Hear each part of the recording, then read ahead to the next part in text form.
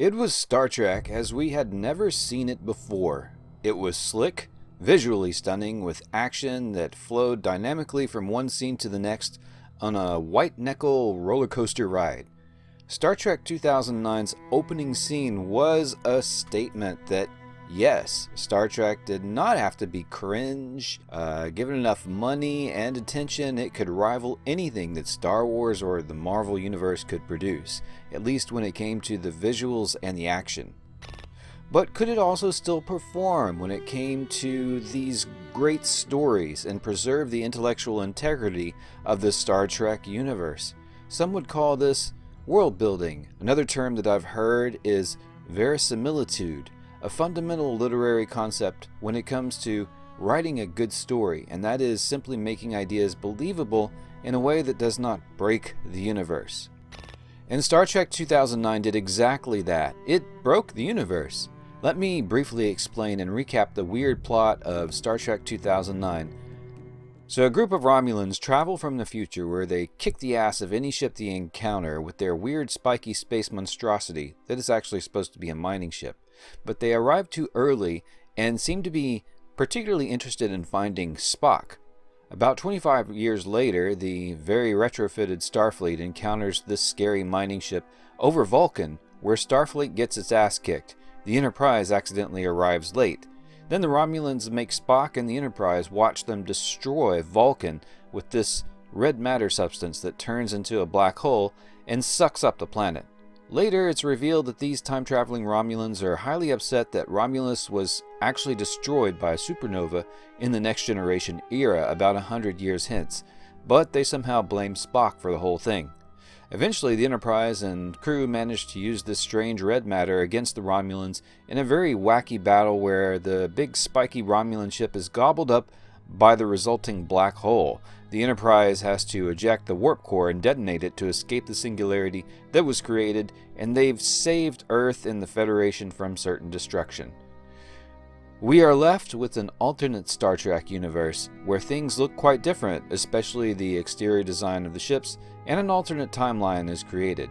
Doc from Back to the Future explains this much better than I do. Prior to this point in time, somewhere in the past, the timeline skewed into this tangent, creating an alternate 1985. Alternate to you, me, and Einstein, but reality for everyone else. Since we're talking about the Star Trek universe, I'd like to talk about the sponsor for this video, Star Trek Fleet Command. And I have to admit, I've been seeing the ads for this game quite frequently. Normally I ignore game ads, as I can be a bit of a space game snob, especially when it comes to Star Trek, but Star Trek Fleet Command has been a pleasant surprise, especially for a game that's made for mobile devices. As a 3D artist, I understand very well how hard it is to make mobile game 3D graphics look good without performance issues. And not only do the ships look sexy, there are no performance issues when seeing them work in this game. And what we have here is a free-to-play open-world MMO where you can play with a variety of Star Trek ships.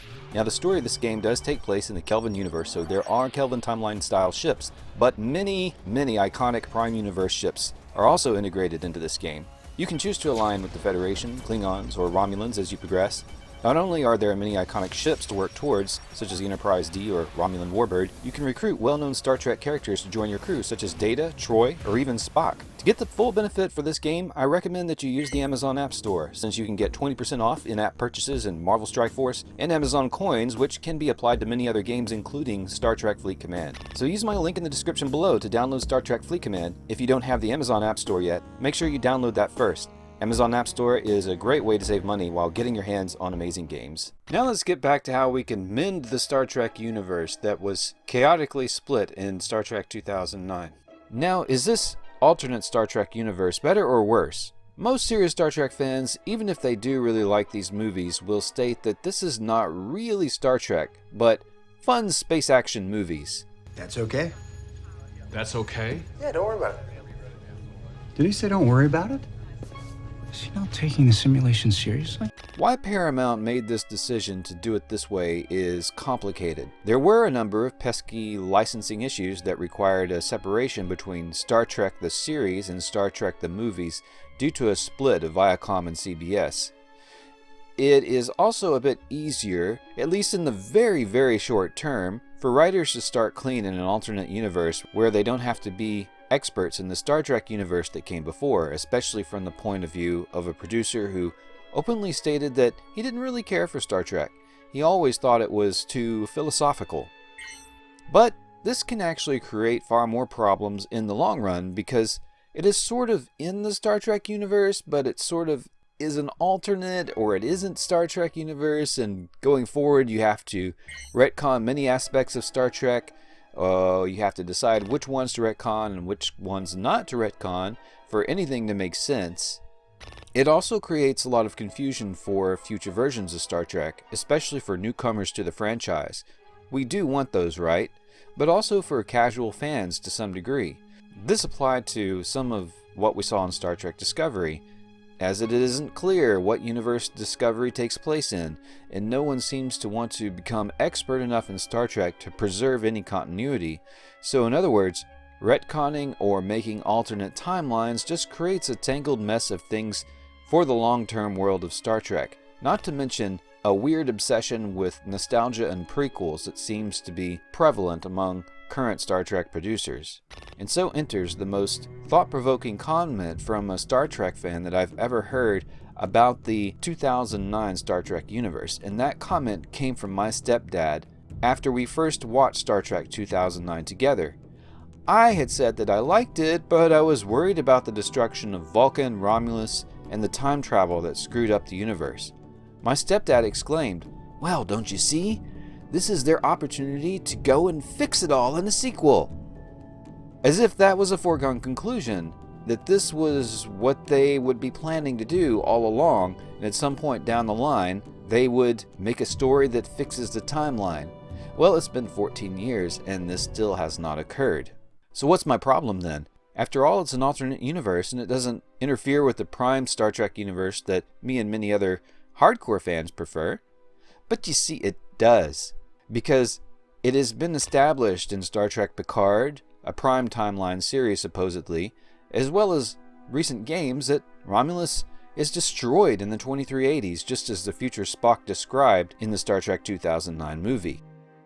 You see, I always viewed the rivalry between the Romulans and the Federation very much like the rivalry with the Klingons, in that although they were enemies in the past, the positive outlook of Star Trek would lead to these bitter rivals working together in peace. Yes, Romulans do make great foes, and perhaps on occasion they still could be, but it really seemed like by the end of Star Trek Nemesis and the Dominion War, that the Romulans and the Federation were kind of on a path of peace and reconciliation. This opportunity for many good Star Trek style stories was removed though when Romulus was outright destroyed by the supernova. So how do we fix this all? How do we get back to a place just before Romulus is destroyed, back to a true prime timeline? Well, obviously, Romulus has to be saved. And although time travel has really made a mess of a lot of things in Star Trek, it is best reserved for a very good reason, and perhaps saving Romulus could be one of those reasons.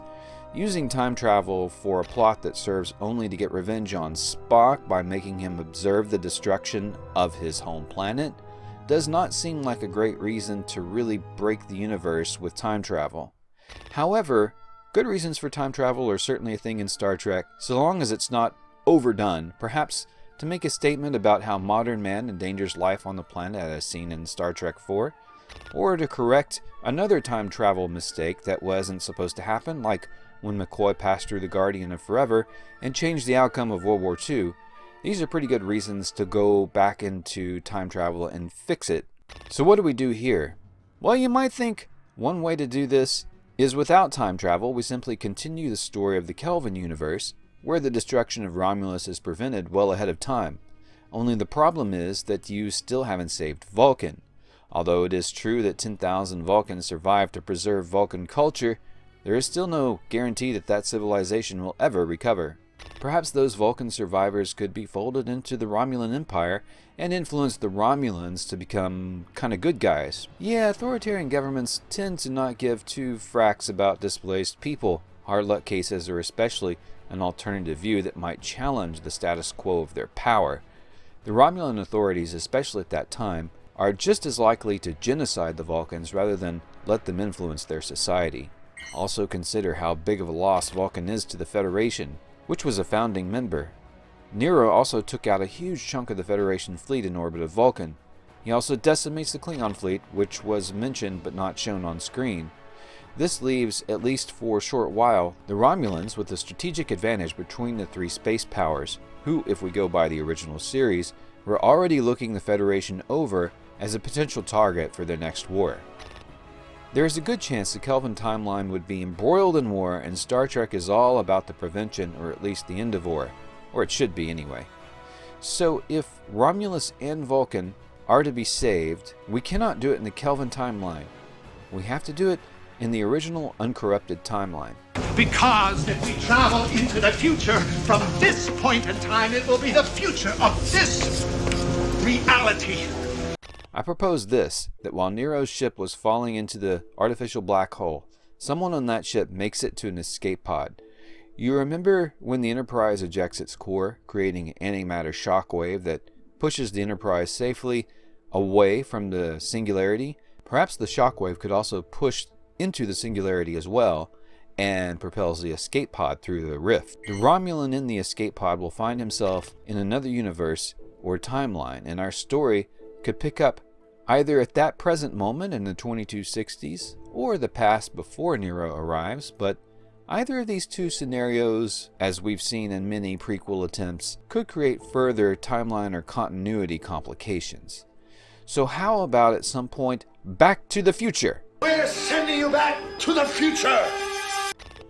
Just like the Next Generation episode Yesterday's Enterprise, the Romulan could reappear at some point before the destruction of Romulus in the 2380s, the late Next Generation era.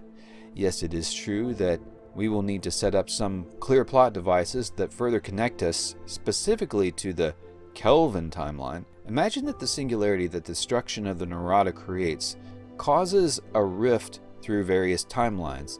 This mysterious rift in the prime timeline could be something of a navigational hazard, and it takes the Federation, or specifically the Vulcan Science Academy, to really understand what is happening there. We can use a plot MacGuffin from Star Trek 2009 to fix another plot MacGuffin. Trace amounts of red matter are found at this rift at some point in the 2270s. This could lead to a brief cameo of Spock actually researching what's happening at this rift. Quantum singularities, or black holes, are known to slow down time, sometimes virtually freeze it, but this navigational hazard needs to be dissipated, so it's decided to use newly found tech to dissipate the time distortion there. And after this is done, the debris from the Narada and the escape pod mentioned earlier begins to flow out of the dissipating rift at a normal speed. The escape pod is recovered. The Romulan warns everyone of the impending doom of Romulus. Perhaps he could be a new character in all of this. And this leads to a new quest to really discover why and how that supernova was able to destroy Romulus without warning. I know it might be the instinct to say, oh well, it's the Enterprise E that discovers this escape pod and goes on the adventure, directly following the events in Star Trek Nemesis. Unfortunately, you'd have to de-age all the characters more than 20 years. Even with today's technology, it is best to do this only with limited cameos. And really guys, it's okay to let the past go a little bit and come up with a brand new set of characters with a new starship, perhaps one that somehow has the freedom to get into Romulan space. Hell, maybe our characters could be a joint Romulan Federation team to uncover the mystery of the Hobus supernova, save Romulus, and open up a new era of peace with the Romulan Empire, very much like what was done with the Klingons back in Star Trek VI, The Undiscovered Country. After that, the slate is clean. The Star Trek universe is creatively free again to go on continuing making new stories that take place in a prime universe, an unbroken universe, one that we all know and love, that has consistency that we can believe in. Well, thanks so much for watching, Space Friends. Don't forget the Star Trek Fleet Command link down in the description. It really is pretty good, and it takes a lot to impress me for a casual game.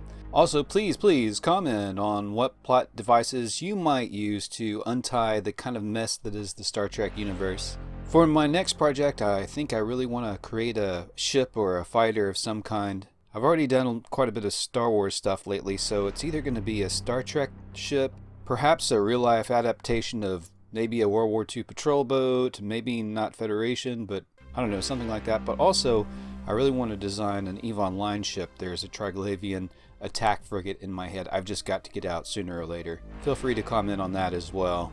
And Happy New Year, space friends!